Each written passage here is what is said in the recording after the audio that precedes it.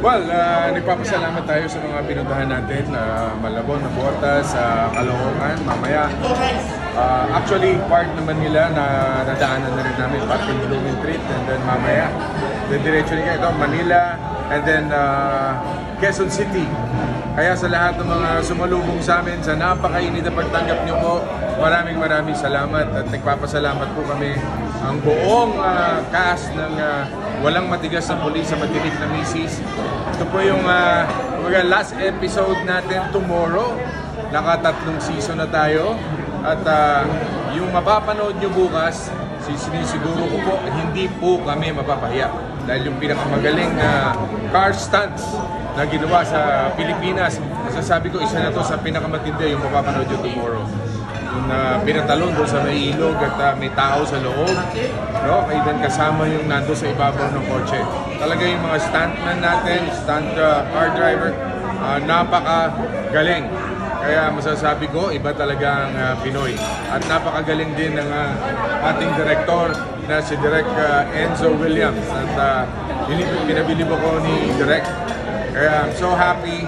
At sa mga advertisers, palaging yung punlong, super punlong, ang Walang Matigas. Salamat po sa mga nanood. Thank you very much. Senator, ito ba na kasi of course, di ba, dahil sa preparation para sa narating na campaign? Yung ano? Yung matigas na... Yung Walang Matigas? No, it's really, kumbaga, ginagawa natin ito talaga parang, kaya nga season 1, 2, 3, susunod dyan may 4, 5, kahit tapos na yung eleksyon. Ang importante, siyempre nag-i-enjoy din ako. Napapaligaya ko yung mga fans ko, napapanatili natin yung kumbaga yung quality na hinahanap nila sa isang series, no? Kaya mapuputol na muna. Kaya ito muna, mga ngampanya kami ulit. Is it also a way of parang kumbaga pagsasabi sa mga tao na abangan nyo yung season 4? Yes, kaya nga may season 2, may season 3, ay susunod na dyan, season 4. Siyempre, abangan nyo na rin si Bong Revilla, iikot na rin, mga kampanya naman tayo. Sabi ni Beauty kanina naglabasan daw yung mga senior citizens. Yeah, nakakatuwa yung mga lola at lolo at kumakaway. Maraming salamat. Siguro doon sa naipasa natin na batas, yung expanded senior citizen law natin, centenarian law. Kaya nakakatuwa yung init tanggap ng mga mamamayang Pilipino. Anywhere I go, hindi lamang to sa ating motorcade ngayon. Miski napunta ako ng Cebu, nagpunta ako ng Iloilo, kahit saan. Maraming salamat po sa inyong pagmamahal at suporta. As early as now, Sen, talagang pinag-uusapan namin yung magiging next season ng Walang Matigas at talagang may mga may mga madadagdag talaga na cast. Yes. Kaya patindi ito. Siyempre, may pinakita na kami teaser, di ba? Yung tatlong si Agimat, si Panday at si alias Pogi. So abangan ninyo kung ano ba mauuna doon o maaaring magsama yung tatlo na yun. So isa yan si teaser natin. At parang mahirap ang pinagsama yung tatlo. Ang lalaki kasi. Kaya nung last episodes natin dito sa Tolome, kinausap ako ni Direk Enzo na kung po pwede i-guess si Agimat. Kaya nagpakita ng konting gila si alias Pogi. Yung mga hindi nakapanood, panoorin nyo po. Nasa YouTube yan. Nandyan yan sa ng GMA. So, hindi kami mapapahiya sa ginagawa. Lalo na yung mapapanood nyo tomorrow, Sunday. At talagang napakatindi ng bakbakan. Kahit na na-aksidente ako, yung pag-recover ng Achilles tendon ko, I'm sa ngayon siguro sabihin natin 100%. Sabihin mo na lang 95%. Para at least okay na. And then, nakabuo na kayo ng isang masaya at magandang family sa Walang Matigas, no? Yeah. From season 1 to season 3. Sobrang, parang sobrang close na lang lahat. Kaya nakakatuwa, even yung suporta. Yung galawan kasi namin, parang tinginan pa lang, alam na yun kung ano yung gagawin eh. Para bang yung idol ko si Cap, parang ganun din yung araw. I'm sure yung mga ibang series na ka na kaya magkano. Alam mo na yung kung paano kilitin ang bawat isa, paano mo papapatawa yung mga tao, at saka ang gagaling talaga ng mga kasama natin. Lalo na si Gloria, yung acting, si Beauty Gonzales, ang galing-galing nga. Oo. At masasabi natin, what a way to end season 3. Motorcade, kung paano naging pasabog yung first episode, ito yung last episode. Isa pang Ito yung ating pasasalamat caravan ng walang matigas na polis. Mrs. Tolome! Ayun, magkakarinig na yung Tolome. I'm so happy. Senator, buti may problema ka sa paa. Nag-action ka. Buti hindi ka nagpakuha ng double o ikaw na mismo talaga. Well, yun talagang matindi na hindi mo po katulad nung sa ibabaw ng... Pero anyway, tingnan nyo na lang kung sino yung double at hindi. Makikita nyo. Pero hanggat kaya ko, ginagawa ko hindi mga dive, mga talon na mga...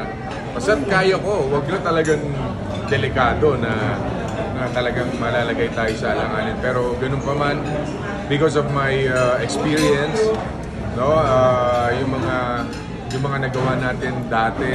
Alam mo, pag sinabi ng action, yung pagka delikado, nawawala na yun. Hindi mo na iniisip kung because of your adrenaline. Wala na yung kaba. Miski nga, nung tumakbo ako sa ibabaw ng truck, pwede akong asubsob doon sa ang taas-taas noon, 40-footer bundle. Pero wala tayong takot, sila direct ang kinakabahan sa baba.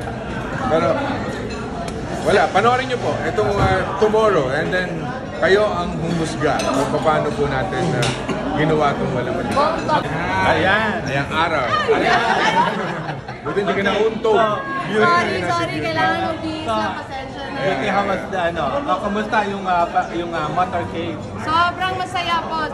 Ayun, daming tao, kahit mainit, lumabas po sila, pinapakita po nila yung suporta. At maraming salamat, Senator Bong, kasi isang pasasalamat ko ito sa lahat na sumuporta sa akin. Oo, at kaabang-abang yung bukas? Yes, sobra. Ako, yung underwater scene. First time ko mag-eksena ng gano'n. At thank you, kasi parang... Mahirap yun yung underwater, kasi lulubog ka doon. You will stay for about 1 to 2 minutes to 3 minutes underwater. Diba? Yeah. Na ano ka lang, meron ka naman oxygen at pagka-take. May nakaabang naman, kaso... Pero delikado pa rin. Pero- Kasi nakasarado yung pinto eh. At nakasigaw ako ng Tolome doon. Sa ilalim ng tubig. Not once, but twice! Pinag-uusapan nga namin ni Senator, sobrang ang ganda nung nabuo yung family sa walang matigas. How do you, anong appreciation yung nakikita mo, yung nararamdaman mo? Ang saya, ang sarap kasi parang salong-salo, kilala na namin yung isa't isa. Pagdating namin sa set, natural na yung delivery namin, which is really good kasi kahit yung mga tao sa set tumatawa na rin, hindi na rin nila kinakaya eh. And ang saya kasi nakikita din ng ibang tao yung ibang talent namin as an artist, di ba? At sobrang comfortable ka na kay Sen. Oo naman, he treats me very well. Not only me, but the whole cast, even the production, ang bait niya talaga. At masasabi ko talaga na he's a very gentleman. Senator, possible ba na isang pelikula mo uli ito? Why not? Diba? Iba yun sa television, siyempre iba rin yun sa pelikula. Oo. Pagka hiniling ba ng tao, di ba? Okay, so yun, mag-invite tayo. Yeah. Yes, hello mga kapuso. Bukas na po ang season finale ng Walang Matigas na Pulis sa Matinig na Misis Season 3. Sana po abangan nyo ang ending namin. Yes, napakaganda po nitong ating last episode. Dito talaga binuhos ni Direk lahat. Kaya panoorin nyo bukas, Linggo, 7:15 p.m.